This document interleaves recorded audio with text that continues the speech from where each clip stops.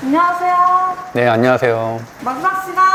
드디어 마지막 시간. 저도 6개월 안에 사고 볼 수 있나요? 시수 제재차만 하면은 저보다도 오히려 더 큰 수익을 낼 수 있다고 저는 생각하고 있고요. 실제로 제 강의를 들었던 수강생들이나 토론방에 있는 분들 중에서 실제로 매매 수익률은 저보다 더 좋은 사람 많아요. 근데 저는 계속 말씀드리는 것처럼 매매는 심리의 영역이기 때문에 물릴 때도 있고 손절할 때도 있는데 종목 선정만은 높은 확률로 맞아왔다. 그렇기 때문에 이 공부법을 강의를 하고 있는 겁니다. 오늘은 마지막 시간인 5번째 차트 시간입니다. 일단 차트에 대한 얘기를 하기에 앞서서 꼭 드리고 싶은 말씀이 개인적으로 저는 차트론자는 아닙니다. 종합적으로 판단을 하고 있고요. 당연히 재무제표 같은 경우도 제가 종목을 거르는 용도로 좀 쓰고 있어요. 특히나 코스닥 기업인데 뭐 3년 연속으로 적자가 났다라든가 그러면서도 기술특례 기업이 아니거나 이러면 상당히 위험할 수가 있거든요. 아예 그런 종목들은 쳐다보지도 않고 영업이익률이 너무 낮거나 부채율이 너무 높거나 이런 종목들도 아예 거르는 용도로 일단 재무제표도 간단하게 그런 식으로 보고 있고, 마찬가지로 수급이 너무 거래량이 없는 종목들, 사람들의 관심이 하나도 없는 업종, 이런 종목들도 전혀 보지 않고요. 제가 차트를 말씀드리는 이유는 차트도 당연히 종목을 선정한 하나의 기준은 될 수 있어요. 특히나 저점을 좀 다져가고 있는 종목이라든지 이런 것들, 투자에는 두 가지 기법이 있는데 하나는 탑다운이라는 기법이 있고 하나는 버텀업이라는 방식이 있는데, 탑다운은 업종을 먼저 선정하는 거예요. 아까 말한 대로 우리가 수급 분석을 해보니까 배터리와 반도체로 오늘 강한 수급이 들어왔고 원전까지도 수급이 좀 들어왔다고 말씀드렸잖아요. 그럼 이 세 가지 업종 중에서 뭔가를 선택을 하는 게 탑다운이고, 근데 차트가 저점에서 낮아지고 있는 종목들 또는 상한가 이후에 고점을 유지하고 있는 종목들, 이런 것들로 선택을 하거나 또는 PBR이나 PER이 특정 몇 퍼센트 이하, 1.0 이하 이런 식으로 아래에 있는 종목들만 뭐 계산식이나 이런 걸 넣어서 뽑아서 그 중에서 선택을 하는 게 버텀업 방식입니다. 저는 개인적으로는 탑다운 방식이 현재 시장에서는 잘 맞는다라고 생각하는 사람 중에 하나고, 그렇게 보면은 현재 코스피 제가 시총 1위부터 10위까지를 뽑아왔어요. 일단 제일 중요한 거는 기본적으로 이게 무슨 업종인지는 본인이 스스로 공부가 돼 있어야죠. 당연히 코스피 시총 1위부터 10위, 코스닥 1위부터 10위가 어떤 종목들이 대충 있고 어떤 종목의 어떤 업종인지는 반드시 알아야지 시장을 읽는 데 도움이 됩니다. 삼성전자, SK하이닉스 반도체고요. LG에너지솔루션, 삼성 SDI, 포스코홀딩스는 배터리고 LG화학까지도 배터리가 되겠네요. 현대차, 기아는 전기차, 전장이고요. 그렇게 분류를 해보면은 시총 1위부터 10위까지 중에 80% 가까이 배터리란 얘기는 현재 배터리가 시장에서 주목을 받고 있다라고도 얘기할 수 있을 것 같고, 오늘과 같은 경우는 이 네 가지는 다 빨간색이죠. LG에너지솔루션 1.5% 상승, SDI 3.7, 포스코홀딩스 3.3, LG화학 2.6. 그렇다면은 장초에도 사실은 이 흐름은 계속 이어졌을 거예요. 상승으로 시작했겠죠. 그러면 내가 빠르게 판단할 수 있어야 된다는 얘기죠. 삼성전자를 제외하고 오늘은 시스템 반도체 쪽에 호재가 좀 있기도 했었고요. 그러면은 제가 최소한 9시가 시작하기 전에 반도체 쪽에 좀 관심을 가져야겠구나라고 생각을 할 수 있었어야 된다는 거고, 최근에 에코프로가 100만 원을 돌파를 하면서 배터리 쪽으로도 계속 좀 관심도가 높아지고 있잖아요. 그러다 보니까 배터리 쪽에도 수급이 들어올 가능성이 있다라고 미리 예측을 할 수 있었다는 거고, 그러면은 각각의 업종들을 일주일 또는 열흘 정도는 이 업종이 좀 더 갈까? 이제부터 하락이 시작될까? 조정이 시작될까? 이런 것들을 어떻게 판단할 수 있는지를 한번 보면은 추세를 봐야 되는데, 추세의 가장 기본은 차트라고 할 수 있겠죠. 차트를 보면서 이동평균선들이 어떻게 흘러가고 있는지 저는 딱 이렇게만 얘기하거든요. 이동평균선, 그 다음에 지지와 저항, 골든크로스, 데드크로스 정도만 이해해도 충분하다라고 얘기를 해요. 사실 차트 강의를 하시는 분들은 이런 것들은 기초고 수백 개의 기법들을 얘기하는데, 사실 저는 그런 것들을 전혀 알지도 못하고 알 필요도 없다라고 주장하는 사람 중에 한 명입니다. 삼성전자부터 볼게요. 반도체 업황은 상당히 중요하죠. 삼성전자가 우상향을 해야지만 코스피 시총도 2600, 700, 800까지도 갈 수 있는 거죠. 상당히 중요한데, 최근에 3월부터 6월달, 7월달까지는 굉장히 우상향을 했어요. 그렇기 때문에 당연히 우리나라 코스피도 우상향을 했던 거고요. 근데 지난주에는 좀 급락을 하다가 다행히도 다시 이번 주 화수 목에 오늘까지 상승을 하면서 20선을 지금 이제 돌파를 하고 모든 이동평균선 위에 올라와 있는 상태입니다. 그래서 상당히 차트로는 괜찮다고 보고 있고, 다만 73,600원이 정고점인데 여기를 돌파할 수 있을지 또는 재차 20선을 이탈할지 그 정도만 판단하시면 될 것 같고요. 차트는 상당히 지금 현재 정배열에서 약간 벗어난 괜찮은 차트라고 보여지고 있습니다. 정배열 초입쯤에 샀으면 더 좋았겠죠. 3월이나 4월달쯤 정배열이 한참 유지됐을 때 샀으면 참 좋았을 것 같고, 항상 종목을 선정할 때는 정배열 초입에 있는 종목들을 사는 게 좋다. 역배열에 있는 종목들, 특히 과대낙폭한 종목들을 사시는 분들이 있는데, 물론 그것도 하나의 전략이긴 하죠. 그런 종목들 좀 싸게 모아가다가 정배열 전환이 되면 수익을 낼 수 있으니까. 근데 문제는 같은 같은 사례로 본다면 카카오 같은 게 그 하나의 사례가 될 수가 있는데, 카카오가 역배열된 지 굉장히 오래됐죠. 1년이 넘었는데 언제 이게 바닥일 줄 알고 사냐는 거예요. 일시적으로 지금 작년 10월 달에도 살짝 정배열로 전환이 되려고 노력을 했지만 다시 이렇게 역배열로 전환이 돼서 현재는 완전 역배열 상태고요. 이런 종목들은 저는 일단 사진 않습니다. 싸다고 저점에 모아가시는 분들은 그렇게 하시면 되고, 다만 저는 당장 오늘 이번 주 안에 수익 내길 원하기 때문에 이런 역배열 종목들은 하지 않고요. 하이닉스까지도 볼게요. 그럼 하이닉스도 차트가 비슷한 상태죠. 같은 업종이기 때문입니다. 물론 같은 업종 내에서 중형주냐 소형주냐 대형주냐에 따라서 조금씩 차이는 있을 수는 있지만 시총 대표주들이 이렇게 간다는 얘기는 같은 흐름으로 갈 가능성이 높다. 최근에 반도체가 좀 조정을 받았죠. 그러다가 이제 오늘 일부 종목들이 좀 급등을 하기도 했는데, 여전히 이런 업종 대표주들은 오늘 하락을 했기 때문에 내일이 사실 위치가 상당히 중요한데, 하이닉스 같은 경우는 지금 20선을 이탈한 상태거든요. 그렇다면 내일과 다음 주는 좋지 않을 가능성도 충분히 있다는 것을 염두에 두고서 매수 타이밍을 봐야 되고, 제가 아까 말한 대로 그럼 정배열 초입에 있는 종목이 과연 있겠나 한번 볼게요. LG에너지 솔루션 역배열이고요. 삼성바이오로직스 역배열, 삼성 SDI 여기도 아직은 정배열이 안 됐고, LG화학 현재 역배열에서 조금 이제 수급이 들어오고 있고, 현대차는 정배열에서 지금 11선이 올라가고 5일선이 떨어졌기 때문에 완전 정배열에서는 좀 벗어났지만 여전히 그래도 강한 모습. 포스코홀딩스는 정배열. 그건 저라면은 종목에 대해서 시총 이런 걸 다 따지지 않고 이 차트만 본다면 당연히 저는 현재 시점에서는 포스코홀딩스를 매수할 것 같습니다.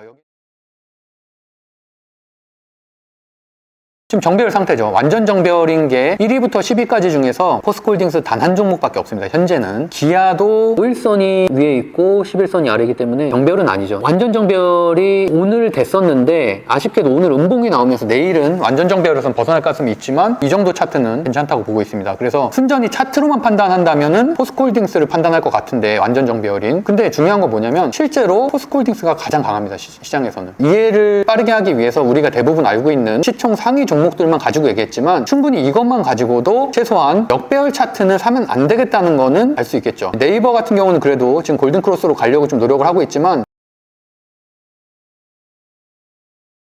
카카오 같은 경우는 단기 골든크로스밖에 안 나왔고 61선까지 한참 남았죠. 지지와 저항을 이해하신다면은 아직까지는 카카오를 살 때는 저는 아니라고 판단을 하고 있습니다.